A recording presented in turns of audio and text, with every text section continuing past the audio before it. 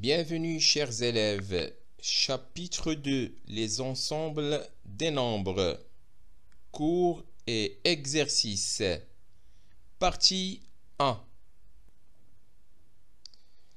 Les ensembles N, Z, D, Q, R. Ensemble des nombres entiers naturels.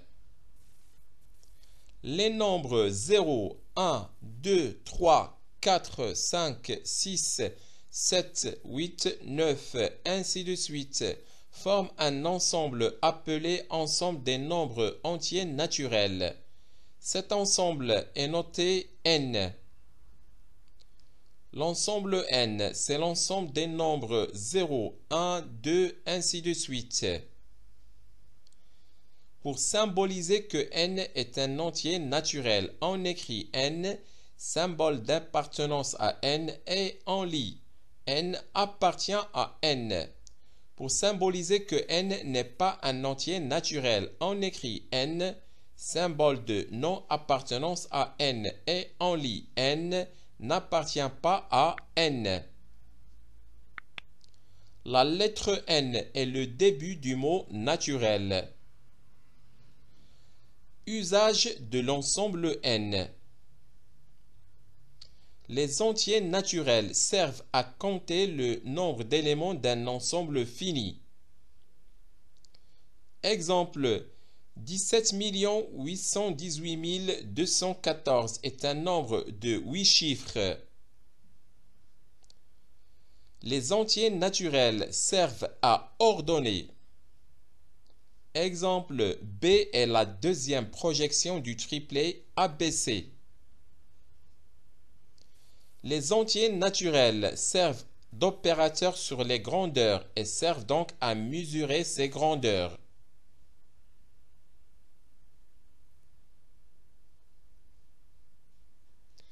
Ensemble des nombres entiers relatifs.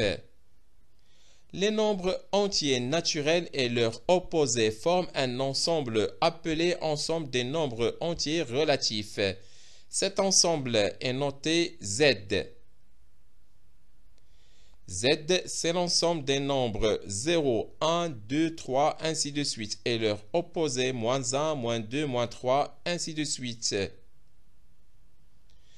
Pour symboliser que A est un entier relatif, on écrit A est le symbole d'appartenance à Z, et on lit A est un élément de Z, ou A appartient à Z. Pour symboliser que A n'est pas un entier relatif, on écrit A, le symbole de non-appartenance à Z, et on lit A n'est pas un élément de Z, ou A n'appartient pas à Z. Z est la première lettre du mot allemand Zahl, qui signifie nombre. Remarque. Tout nombre entier naturel est un nombre entier relatif. On dit que l'ensemble N est une partie de l'ensemble Z ou que l'ensemble N est inclus dans l'ensemble Z. Et on écrit donc N, symbole d'inclusion dans Z. N inclus dans Z. Usage de l'ensemble Z. Les entiers relatifs peuvent servir d'opérateurs pour certaines grandeurs non usuelles dites orientées et servent alors à les mesurer. Les entiers relatifs servent à repérer certaines grandeurs. Par exemple, température. La glace fond à 0 degré Celsius. Le mercure se solidifie à -40 degrés Celsius. Le cuivre fond à plus 1100 degrés Celsius. Ensemble des nombres décimaux relatifs. Définition. Tout nombre qui s'écrit de la forme A sur 10 à la puissance n, où A appartient à Z et N appartient à N, est appelé un nombre décimal relatif. L'ensemble des nombres décimaux relatifs est noté D. D est la première lettre du mot décimal et qui vient du nombre 10. Conséquence. Première conséquence. Tout nombre décimal relatif s'écrit avec des nombres finis à droite de la virgule. Deuxième conséquence. Tout nombre entier relatif A est un nombre décimal relatif, car il s'écrit A sur 10 à la puissance 0. Donc, l'ensemble N est inclus dans l'ensemble Z et qui est inclus dans l'ensemble D. Usage de l'ensemble D. Les nombres décimaux sont souvent utilisés dans la vie professionnelle. Ensemble des nombres rationnels. Définition. Tout nombre qui s'écrit de la forme A sur B, où A et B sont deux nombres entiers relatifs, avec B qui est différent de 0, est appelé un nombre rationnel. L'ensemble des nombres rationnels est noté Q. Q est la première lettre du mot quotient et qui signifie rapport. Conséquence. Tout nombre décimal relatif est un nombre rationnel, car A sur 10 à la puissance n est égal à A sur B, où B égale 10 à la puissance n, et n qui appartient à l'ensemble n. Donc, l'ensemble n est inclus dans l'ensemble Z, inclus dans l'ensemble D et inclus dans l'ensemble Q.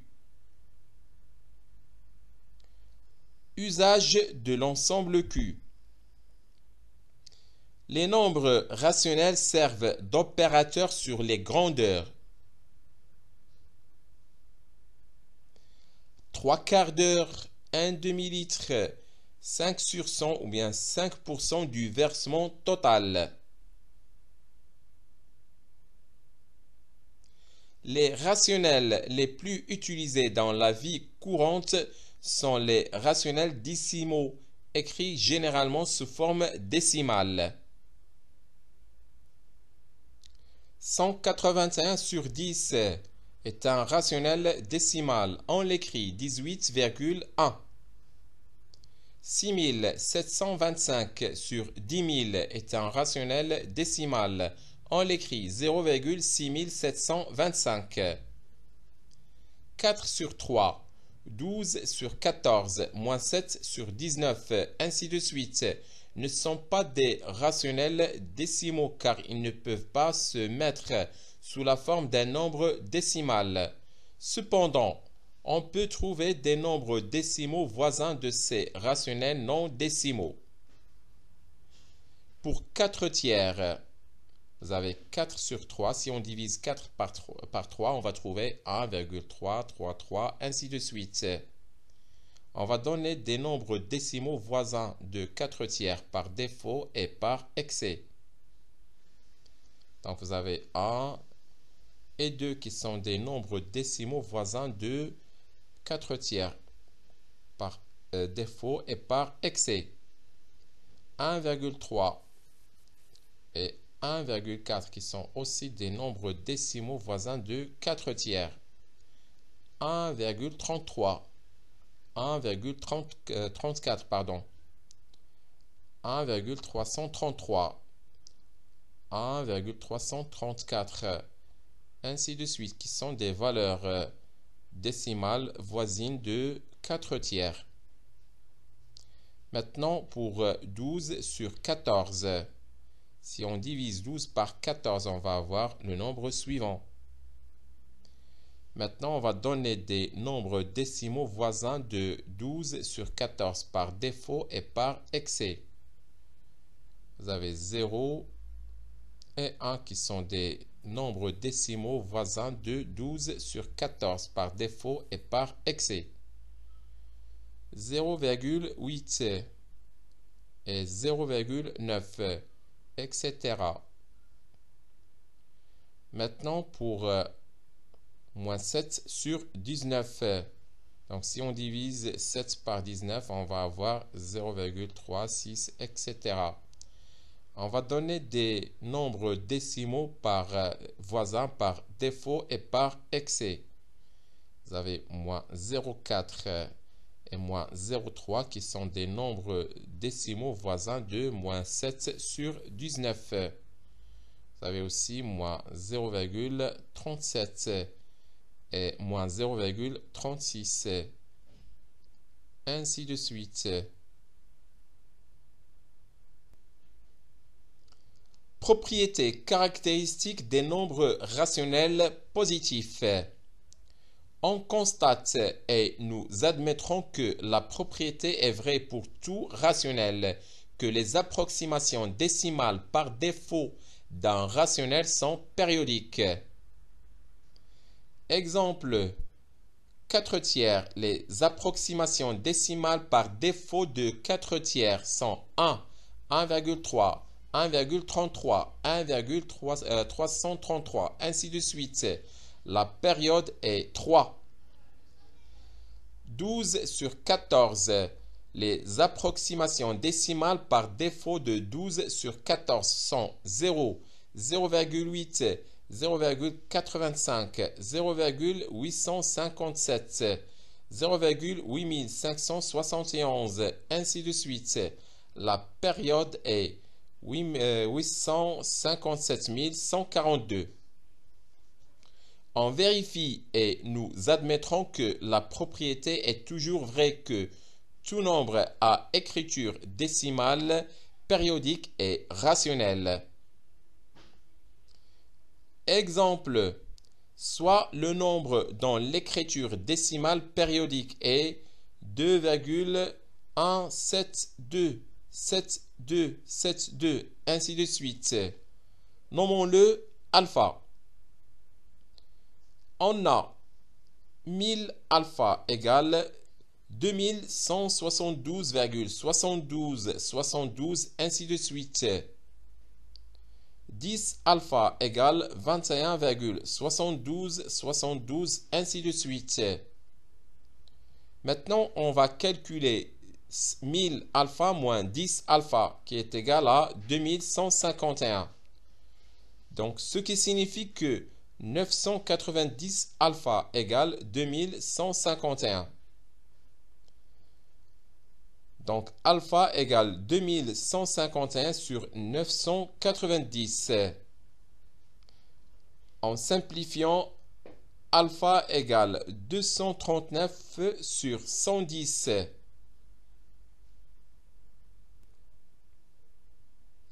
Ensemble des nombres réels. Il y a des nombres que l'on ne peut pas écrire sous la forme A sur B où A et B sont des nombres entiers relatifs avec B différent de 0 et qui n'ont pas une écriture spécifique comme pour le cas des nombres décimaux ou les nombres rationnels. Ces nombres sont appelés des nombres irrationnels. Par exemple, racine carrée de 2, pi, ainsi de suite. Les nombres rationnels et les nombres irrationnels forment un ensemble appelé ensemble des nombres réels. Cet ensemble est noté R. R est la première lettre du mot réel. Conséquence, tout nombre rationnel est un nombre réel. Donc, l'ensemble N est inclus dans l'ensemble Z, qui est inclus dans l'ensemble D, inclus dans l'ensemble Q et qui est inclus dans l'ensemble R. Voilà, on va donner cette figure d'inclusion des ensembles. Vous avez l'ensemble N qui est inclus dans l'ensemble Z. Z qui est inclus dans l'ensemble D. L'ensemble D qui est inclus dans l'ensemble Q. Et l'ensemble Q qui est inclus dans l'ensemble R. Représentation de l'ensemble R. On représente l'ensemble R par une droite graduée delta OU. Voilà la droite graduée d'origine O, d'abscisse 0. Voilà maintenant le point I d'abscisse 1. Ainsi de suite, vous avez le point d'abscisse moins 1. Maintenant, pour un point A, on peut le situer sur la droite et on peut le déterminer par son abscisse X. Tout point de cette droite admet un nombre réel unique comme abscisse et tout nombre réel est l'abscisse d'un point unique de cette droite. On écrit A de X et on lit A le point d'abscisse X. Voilà, c'est fini pour cette première partie de ce deuxième chapitre. Au revoir.